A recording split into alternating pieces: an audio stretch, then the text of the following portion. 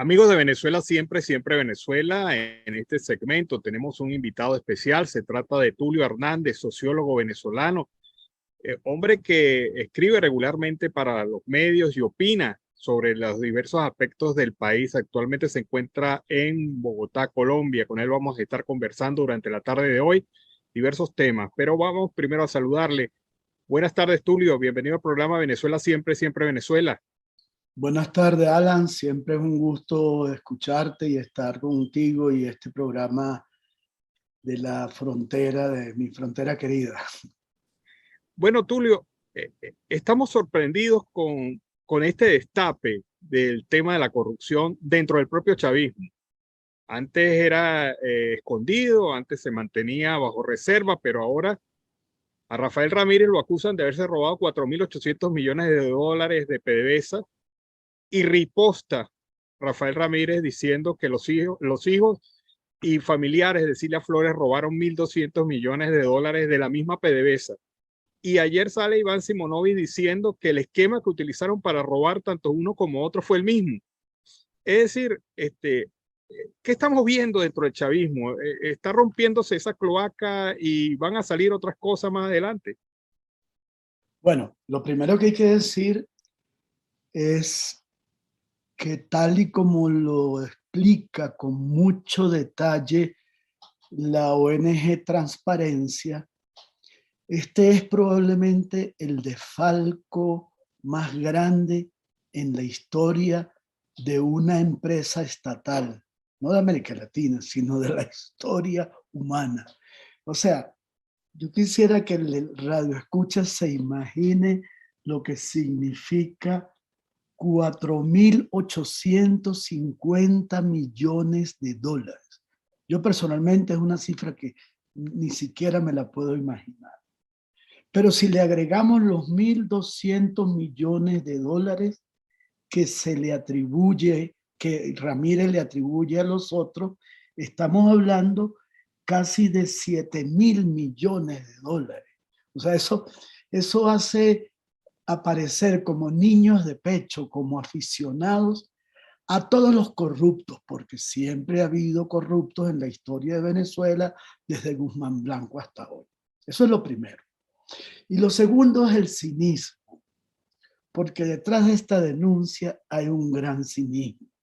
Que sea Tarek El Aissami, una persona perseguida por la justicia internacional y que está demostrado por todos los investigadores, es el contacto incluso por su origen familiar nacional con Hezbollah, uno de los grupos terroristas más crueles del planeta, es un acto totalmente de cinismo.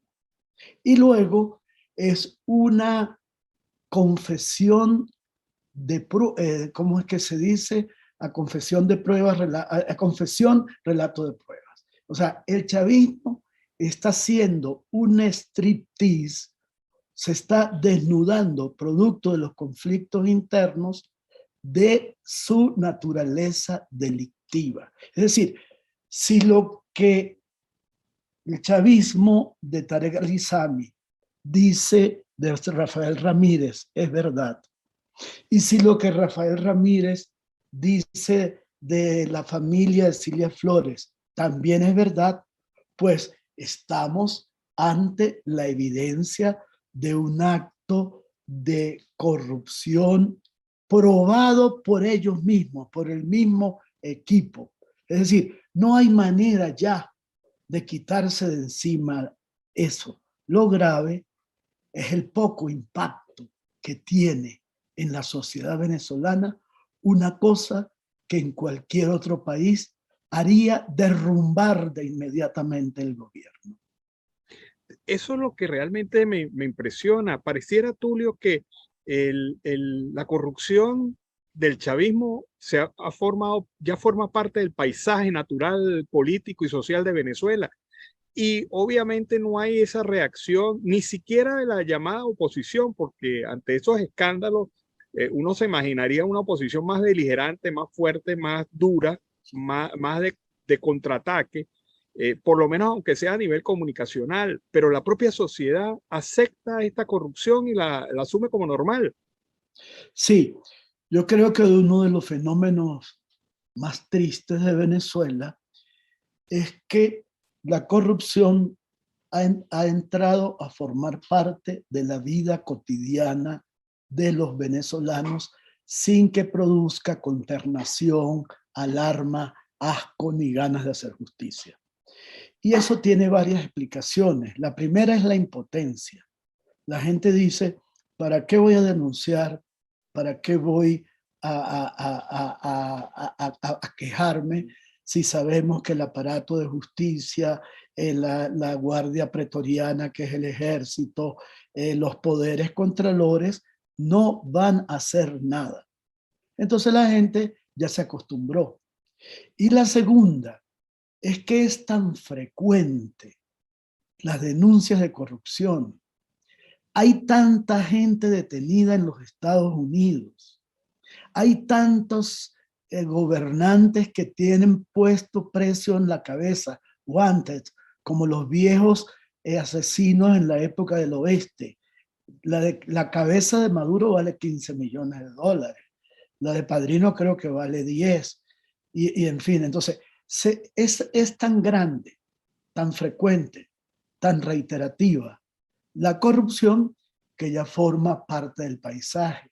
Pero hay algo más grave, y es que toda la sociedad se ha ido degradando con la corrupción. Es decir, si roban los grandes, yo también robo.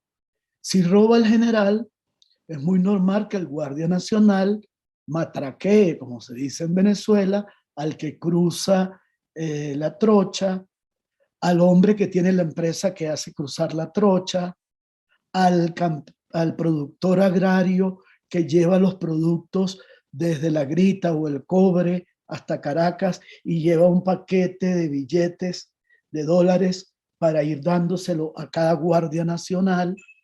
Y la gente ya no se extraña, dice, no, crucé la trocha, le pagué tanto a un tipo que le paga a su vez tanto a los guerrilleros y tanto. Pero también se degrada el que paga, no tiene otra opción. Todos nos hemos vuelto corruptos. Si yo necesito el pasaporte, le pago a alguien que me ayude a conseguirlo. Si necesito la partida de nacimiento, le pago a un gestor que a su vez le paga al que saca la partida de nacimiento. ¿Para qué? Entonces, esos tres elementos. La impotencia porque no hay justicia. La frecuencia de noticias de corrupción, que entonces es como la época en que había un hombre que daba todos los domingos las cifras de muertos el fin de semana, 150 muertos. Entonces la próxima semana eran 160 y la otra eran 170 y uno lo veía como el informe sobre el béisbol o como sobre el informe de las temperaturas. Esa naturalización de la corrupción, cuando venga la reconstrucción de Venezuela, va a ser uno de los fenómenos más difíciles de combatir porque se han convertido en cultura. Es decir, la distancia entre lo lícito y lo ilícito, entre lo correcto y lo incorrecto, entre el crimen y la justicia, en Venezuela se borró y habrá que volverla a reconstruir. Sorprendía hace algunos días escuchar a un migrante que retornaba de Chile a Perú porque decía muy abiertamente en una entrevista que él retornaba porque era imposible sobornar a los policías chilenos. Y uno dice, por esa pequeña medida, uno establece cómo estamos de mal como sociedad. Evidentemente, este será uno de los retos más importantes a la hora de la recuperación social, la recuperación democrática de Venezuela, porque un país democrático no puede convivir con la corrupción. Claro, y hay algo muy importante que se nos olvida, y es que, este es un dicho muy feo, que es escupir para arriba, pero cuando Tarek al-Exami denuncia a Ramírez, se le olvida el pequeño detalle de que todas sus operaciones fueron hechas bajo la aprobación de la Junta Directiva del 2009 al 2012 ¿Y quiénes estaban en esa junta directiva? Adán Chávez, hermano del presidente; Giordani, mano derecha del presidente en la planificación; y el propio Nicolás Maduro. Es decir, que en un juicio, más Víctor Aular, que es el legendario defalcador, si se puede decir así, de PDVSA. Entonces, si Ramírez cometió un delito, los miembros de la junta directiva, el hermanito del presidente, el designado por el presidente, la mano derecha en planificación, y el propio Rafael Ramírez, no olvidemos que era prácticamente la mano derecha en la gestión. Fue el hombre que explícitamente convirtió a PDVSA en un aparato político cuando dijo que en PDVSA tenía que ser todo rojo, rojito, y sus miembros, y los obligaban a los trabajadores de PDVSA, les entregaban camisas y gorras rojas en las mañanas cuando habían actos políticos. Así que esto es una, perdóname el término, una podredumbre del tamaño del Everest. Y eso no solamente nos ha empobrecido económicamente como país, sino nos ha empobrecido moralmente como pueblo. Fíjate que una de las primeras modificaciones que se hizo al tema educativo en Venezuela dentro de la administración chavista fue eliminar las materias de moral y cívica, ¿no? Las materias esas que de alguna manera nos la daban en las escuelas, nos la daban en los institutos de liceos y otros institutos universitarios. Pienso yo que en gran medida eh, hemos perdido esa ruta como país. E indudablemente, yo insisto en esto, ¿cómo podemos construir una democracia post-chavismo? Porque no es solamente el tema de la salida del chavismo, es la salida de las mañas y de la cultura que implementó en Venezuela. Claro, porque además del chavismo, como todo aparato político totalitario o cuasi totalitario, tiene una tarea que es degradar moralmente a la sociedad. Y el chavismo no solamente se ha degradado moralmente a sí misma, sino que ha hecho un trabajo sistemático para corromper a líderes de la oposición. Desde el primer día, desde que comenzó el gobierno, vimos aparecer a gente que había salido como alcalde, como diputado, saltar la talanquera, como dicen los propios chavistas, y he oído confesiones personales de alguien que dice, oye, pero mi esposa tenía cáncer, necesitaba tal, y me dieron tantos miles de dólares y yo tuve que aceptarlo y tengo que estar con ellos. O sea, degradaron también a la oposición, y buena parte de la oposición o de líderes de oposición se dejaron de degradar. Entonces, el futuro, o sea, los países que han pasado por procesos de corrupción necesitan una cosa que los revolucionarios nunca hacen, que es contraloría. Y hay un término que los gringos utilizan, o los sajones, que es accountability, que es la rendición de cuentas. No olvidemos que el gran desfalco del país comenzó con el Plan Bolívar, en el cual se le entregaba dinero en efectivo a los militares para su redistribución dentro de las misiones que se inició el gobierno. Entonces, yo creo que la reconstrucción primero tiene que empezar desde ya. Por ejemplo, la asociación civil a la que yo pertenezco acá en Colombia, que se llama Ávila Montserrat, hacemos programas de formación varios al año en liderazgo y democracia, donde uno de los problemas fundamentales de los temas fundamentales es la ética y la lucha contra la corrupción. No se puede ser un demócrata carta cabal si se hacen prácticas de corrupción, incluso en beneficio del partido. Porque si a ti se te entrega una empresa y tú la manejas sacando dinero para tu partido, aunque sea de oposición, estás incurriendo en el mismo esquema de corrupción que los chavistas. Y la segunda tarea es ir diseñando con precisión los mecanismos de Contraloría del futuro.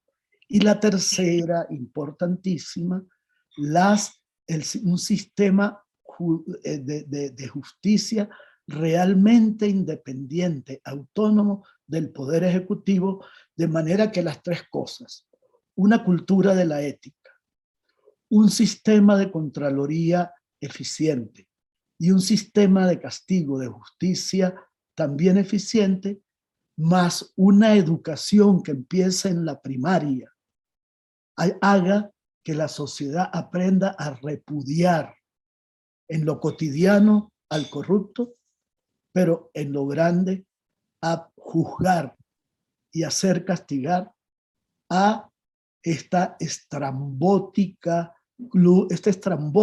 club de ladrones, de estafadores, que es el movimiento político llamado socialismo del siglo XXI.